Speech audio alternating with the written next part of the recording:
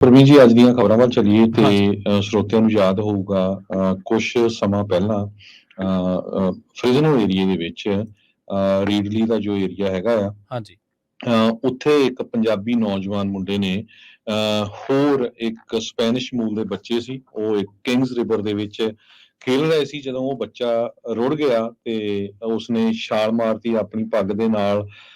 ਜੋ ਮਨਜੀਤ ਸਿੰਘ 31 ਸਾਲਾਂ ਦਾ ਸੀ, ਉਸਨੇ ਉਸ ਬੱਚੇ ਨੂੰ ਬਚਾ ਲਿਆ। ਜੀ, ਪਰ ਅਨਫੋਰਚੂਨੇਟਲੀ ਕੀ ਹੋਇਆ ਵੀ ਉਹ ਆਪ ਪਾਣੀ ਦੇ ਵਿੱਚ ਰੁੜ ਗਿਆ ਤੇ ਉਸ ਦੀ ਮੌਤ ਹੋ ਗਈ। ਜੀ, ਅਮਰੀਕਾ ਦੇ ਵਿੱਚ ਇੱਕ ਬਹੁਤ ਹੀ ਨੈਸ਼ਨਲ ਹੀਰੋ ਅਵਾਰਡ ਕਰਕੇ ਜਾਣਿਆ ਜਾਂਦਾ, ਜਿਸ ਨੂੰ ਕਾਰਨੇਜੀ ਮੈਡਲ ਕਰਕੇ ਜਾਣਿਆ ਜਾਂਦਾ, USA ਤੇ ਕੈਨੇਡਾ ਵਿੱਚ। ਜੀ, ਇਹ ਉਹਨਾਂ ਲੋਕਾਂ ਨੂੰ ਦਿੱਤਾ ਜਾਂਦਾ ਜਿਹੜੇ ਆਪਣੀ ਲਾਈਫ ਨੂੰ ਖਤਰੇ ਵਿੱਚ ਪਾ ਕੇ ਦੂਜਿਆਂ ਦੀ ਜਿਹੜੀ ਜਾਨ ਆ ਉਹਨਾਂ ਹੂੰ, ਨੂੰ ਬਚਾ ਲੈਂਦੇ ਹੈਗੇ ਆ। ਹੂੰ, ਭਾਵੇਂ 31 ਸਾਲਾਂ ਦਾ ਮਨਜੀਤ ਸਿੰਘ ਆਪ ਤਾਂ ਇਸ ਦਰਿਆ ਦੇ ਵਿੱਚ ਉਸ ਦੀ ਰੁੜ ਕੇ ਮੌਤ ਹੋ ਗਈ, ਕਿਉਂਕਿ ਉਹ ਬੱਚੇ ਨੂੰ ਬਚਾ ਰਿਹਾ ਸੀ। ਉਹਨੂੰ ਇਹ ਵੀ ਪਤਾ ਸੀ ਵੀ ਤਰਨਾ ਨਹੀਂ ਆਉਂਦਾ ਧਾਰਨਾ ਹੈਗਾ। ਹਾਂਜੀ, ਸੋ ਉਸ ਦੇ ਸੰਬੰਧ ਦੇ ਵਿੱਚ ਮੇਰੇ ਖਿਆਲ ਨਾਲ ਪਹਿਲਾ ਸਿੱਖ ਆ ਜੀ, ਪੂਰੇ ਨਾਰਥ ਅਮਰੀਕਾ ਦੇ ਵਿੱਚ, ਜਿਸ ਨੂੰ ਕਾਰਨੇਜੀ ਮੈਡਲ ਦੇ ਨਾਲ ਜਿਹੜਾ ਸਨਮਾਨਿਤ ਕੀਤਾ ਗਿਆ ਹੈ। ਆਪ ਤਾਂ ਉਹ ਦੁਨੀਆ ਤੋਂ ਚਲੇ ਗਿਆ, ਉਹਦੇ ਪਰਿਵਾਰ ਨੂੰ ਉਹ ਜੋ ਅਵਾਰਡ ਆ ਹੂੰ, ਇਹ ਮਿਲੂਗਾ। ਇਹ ਜੀ, ਸਰੋਤਿਆਂ ਨੂੰ ਦੱਸਦੇ ਜਾਈਏ, ਫ੍ਰਿਜ਼ਨੋ ਦੇ ਵਿੱਚ ਕਿੰਗਸ ਰਿਵਰ ਦੇ ਵਿੱਚ ਅਗਸਤ 2020 ਦੇ ਵਿੱਚ ਇੱਕ ਬੱਚੇ ਨੂੰ ਇਹ ਬਚਾ ਰਿਹਾ ਸੀ।